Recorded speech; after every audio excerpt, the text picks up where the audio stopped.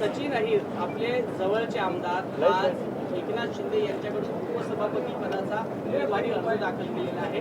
पहिली प्रतिक्रिया काय? पहिली प्रतिक्रिया हीच आहे जी आम्ही अनेक दिवस किंवा आता गेले 4 वर्ष आम्ही पाहतोय, जे जवळचे लोक आहेत ज्यांना सगळं काही मिळतं हेच स्वतःच्या स्वार्थासाठी जे निघून जातात हे आम्ही आता पाहत आलेलो. याच्यात काही नवीन नाही, धक्का बसण्यासारखं काही नाही. तसं पाहिलं तर वरळी असेल, पूर्ण शिवडी वगैरे हा पूर्ण पट्टा हा बालेकिल्ला होता आणि अजूनही आहे. जी मतं आम्हाला मिळत आलेली आहेत तिथे असे आपण पाहिलं असेल, जे काही आधीपासून आत्तापर्यंत जो प्रवास आहे हा बालेकिल्ला अजूनही राहिलेला आहे आणि आमचं तिकडचं काम बोलतं. म्हणून कोणी येण्यानी कोणी जाण्यानी धक्का काही बसत नाही.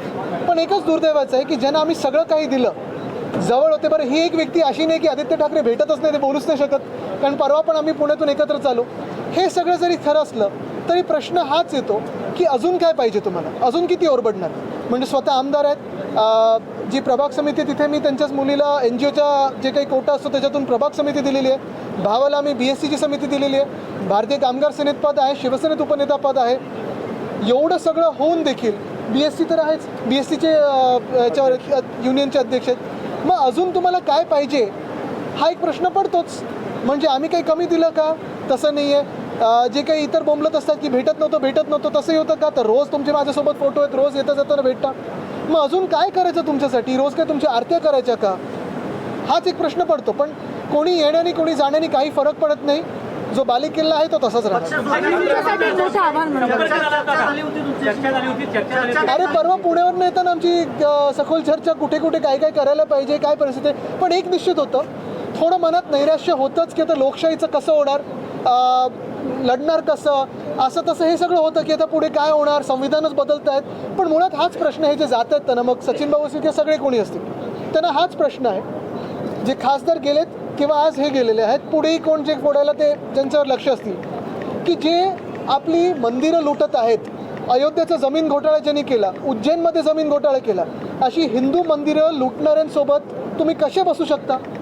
जे महामानव डॉक्टर बाबासाहेब आंबेडकरांचं संविधान बदलू इच्छित आहेत, 2/3 पूर्ण जे काही मेजॉरिटी पाहिजे ते करून, 2/3 मेजॉरिटी करून, ज्यांना डॉक्टर बाबासाहेब आंबेडकरांनी दिलेलं संविधान बदलायचं आहे, तुम्ही त्यांच्यासोबत कसे बसू शकता? आणि तिसरी गोष्ट म्हणजे, ठीक आहे, हे आम्ही थोडा खोलावर अभ्यास केल्यानंतर समजायला लागलेलं आहे की हे जे काही पहिलं ऑपरेशन टायगर होतं, मग आता हे आहे, मग सतत ही चर्चा चालली आहे. हे ऑपरेशन टायगर मुळीच नाही आहे, हे ऑपरेशन देवेंद्र फडणवीस आहे आणि त्याचा हा परिणाम आहे. सुनील शिंदे असं म्हणतात की पक्षातल्या काही नेत्यांनी आत्मचिंतन केलं पाहिजे, सुनील शिंदे असं म्हणतात. मला वाटतं एक महत्त्वाची हीच गोष्ट आहे की ऑपरेशन देवेंद्र फडणवीस आहे आणि ज्यांना ज्यांना समजते त्यांना हे कळतं. जे कोणाला माहिती आहे ते करतील. सुनील शिंदे यांचं असं म्हणणं आहे, वरळीमधून तुमच्या विरोधातील उमेदवार असतील का? अरे ठीक आहे ना, काही फरक नाही पडत, असले नसले तरी. म्हणजे सकाळी त्यांनी मला मेसेज पाठवले की उभे नाही राहणार, पण हे सगळ्या म्हणण्याच्या गोष्टी असतात. महत्त्वाची गोष्ट हीच आहे की कोणी कुठूनही उभं राहिलं. आपण पाहिलं ना, वाराणसीत पण 3दा एका उमेदवाराला मागे जावंच लागलं, ट्रेलिंग होतेच. आणि आज मी परत एकदा विचारतोय, या देशातली लोक असतील, हे जी भाजप आज राम मंदिर बनवू म्हणून असंख्य कार्यकर्त्यांना ज्यांनी रस्त्यावर आणलं, आंदोलनं करायला लावले, आमच्यासारखे पक्ष ते आंदोलनात होते, भाजपने दंगली घडवून आणल्या, तेच आज राम मंदिर लुटत आहेत. आज दुसरी गोष्ट, हाच एक महत्त्वाचा प्रश्न पडतो की भाजपच्या कार्यकर्त्यांना आणि संघाच्या कार्यकर्त्यांना माझा सवाल आहे की एवढे सगळे लोक तुम्ही डोक्यावर बसून आज परत एकदा उपसभापती पदावर बसवलं आहे, का नाही कोणी भाजपचा कार्यकर्ता तिथे बसलेला आहे? जे 25-30 वर्ष घरदार सोडून भाजपसाठी प्रचार करतात, त्यांना बाजूला ठेवून तुम्ही हे उपरे बसवता तुमच्या डोक्यावर, कसं चालतं तुम्हाला? हे भाजपनी विचार केला पाहिजे. आणि म्हणून पुन्हा एकदा बोलतो, हे ऑपरेशन टायगर नाही, तर ऑपरेशन देवेंद्र फडणवीस आहे. त्याच्यात आम्ही कोलॅटरल जी काही योग्य कारवाई असेल ती आम्ही केल्याशिवाय राहणार नाही. पण दुसरी गोष्ट पुन्हा एकदा मी तुम्हाला विचारतो, भाजपचे कार्यकर्ते आज जे वर्षानुवर्ष काम करत घरदार सोडून इथपर्यंत पोचले आहेत, त्यांना काय उच्च पदं मिळत नाहीत? एवढी सत्ता असताना खालती 130 की 136 त्यांचे आमदार आहेत, तरी देखील का नाही सत्ता मिळत? का सत्तेपासून दूर ठेवलं जातं? का तुम्हाला बाहेरचे लोक लागतात? एक तर तुमच्याकडे टॅलेंट नसेल किंवा तुमच्या कार्यकर्त्यांना पुढे आणायचं नसेल.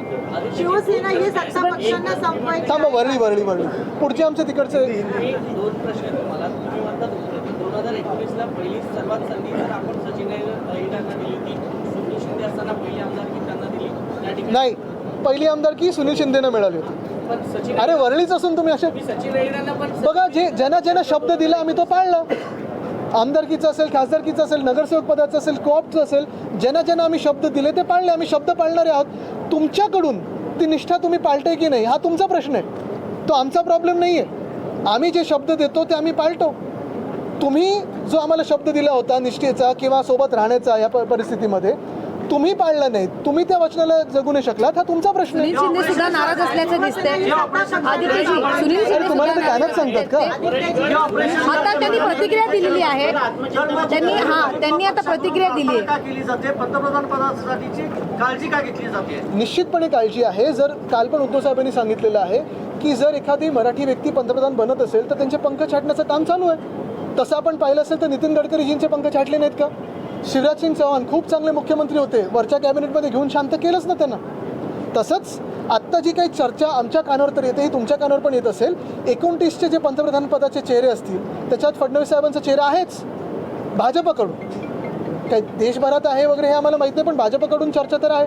मग त्यांचं ऑपरेशन कसं करायचं तर हे सगळं चालू आहे. शिवसेना ही सत्ता पक्षांना संपवायची आहे का आदित्यजी? शिवसेना ही सत्ता पक्षांना संपवायची आहे का कायमची? मुद्दा हा आहे की नुसतं ऐका आम्हाला संपवून किंवा कोणाला संपवून ही सत्ता त्यांच्याकडे प्राप्त झालेलीच आहे ना. नुसतं सत्ता नको आहे. 2/3 मताधिक्य घेऊन लोकसभेत आणि विधानसभेत त्यांना महामानव डॉक्टर बाबासाहेब आंबेडकरांनी जे संविधान दिलं होतं आणि त्या संविधानाच्या माध्यमातून जे अधिकार आपल्याला मिळालेले ते भाजपला बदलायचे. आपला गड आहे परळी, लालबाग, परळ, शिवसेना गड राहणार. या ठिकाणी ऑपरेशन सुरुवात दिसणार की नाही, कारण ते थेट तुमच्या घरातच घुसलेलं आहे. वैभवजी तुम्ही पण यासोबत